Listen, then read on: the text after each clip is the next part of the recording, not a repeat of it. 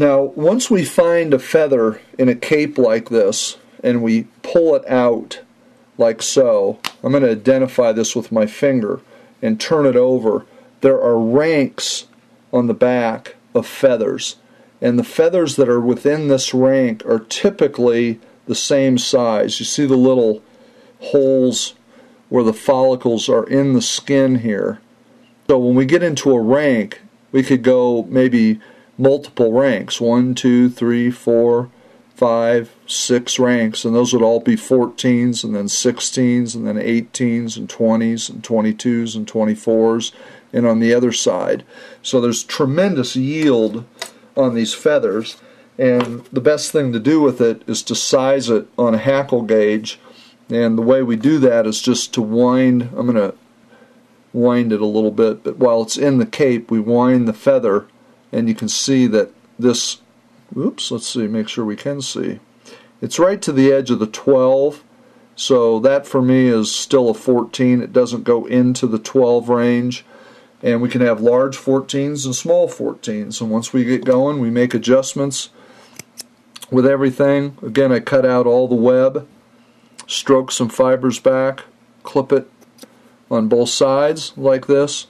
I'm going to tie it in so it's kind of on the side and slightly under the hook shank because I don't want it to interfere with my wing. As I wrap my thread forward, that wrap touches the wing. I go in front of it also. Just helps to stabilize a little bit. And then we'll wind this hackle. You can see the way I trim it makes it that the first wrap doesn't start until there's hackle, so the hackle doesn't splay back.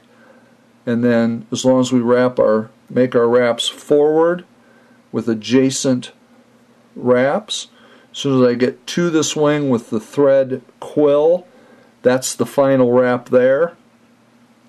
Then I pull the wings back, make the next wrap of the quill immediately in front of that wing, and I always stop right there and muss around with the wings a little bit. I'm going to come in with my hackle pliers now, just because I don't have room with my hand. And then I'll finish winding this and just make adjacent wraps forward. Now the thread has wrapped up a little bit up here, so all I do is if I loosely pull it off the front of the eye, then make a locking wrap, it takes off all the excess thread. And we'll tie that off, move it to the back of our head, clip the hackle so we've got a clean head area.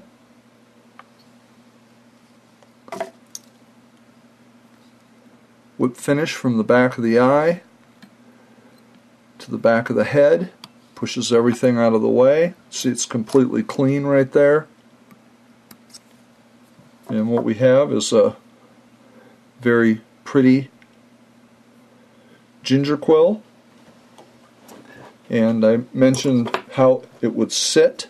I'm going to take the fly out of the vise and sit it here in front of the camera like this, and you can see that on a flat surface the fly sits up so that the base of the tail, the bottom of the hook shank, and the hackle sit in a straight line.